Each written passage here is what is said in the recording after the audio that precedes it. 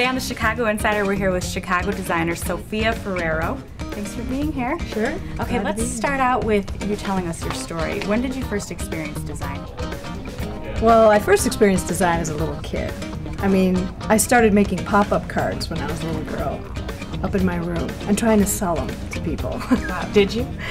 I did. I sold some to my mom and to my neighbors, as I recall. How much did they give you? I think the going rate was $0.25. When I create a collection, I'm always looking at design from other cultures and design from throughout history. Like I look at the design from Byzantium. I look at designs from ancient Rome and Greece, ancient Egypt, and but also designs like from 18th century France or even Eastern Europe, and I try to amalgamate all those ideas. Do you think there's a difference in the difficulty of becoming successful as an apparel designer as opposed to an accessory designer? I definitely do, and I think that's a good question because a lot of people, I've been asked that before. I think apparel is really a different ballgame. Jewelry, for example, isn't so much a slave to, there is trend, but we're not so, like what is the color of the season, what did Paris do, what did New York do? It seems like fashion apparel moves very rapidly, whereas jewelry, we can create pieces that are timeless. When I was doing my undergrad and my grad school days, I learned, I studied 7 languages. I grew up bilingual. My parents are from Greece. And I always thought that I would go in that direction because I thought naturally being able to learn languages that I would like work for the State Department someday. So I studied international relations.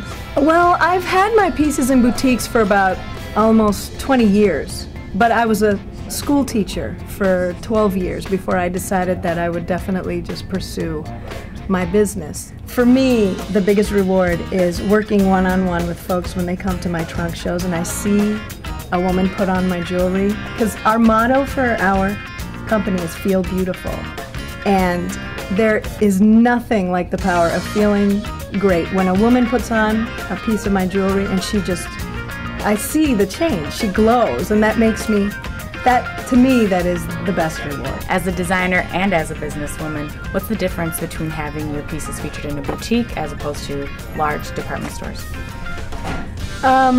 Well, the end product isn't different, I mean, because the clients are usually the ones who sort of dictate if they go to a department store, if they shop in boutiques, if they want sort of a more personal touch versus a larger variety.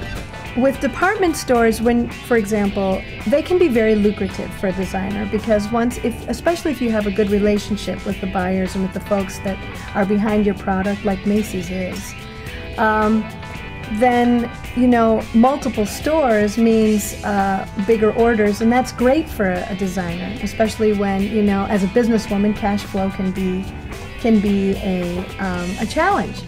But there's a great thing about boutiques too, because we get to know our boutique owners one-on-one, and they know their clients. They know how to buy specifically for their clients, and it's a real personal touch, and it's like apples and oranges.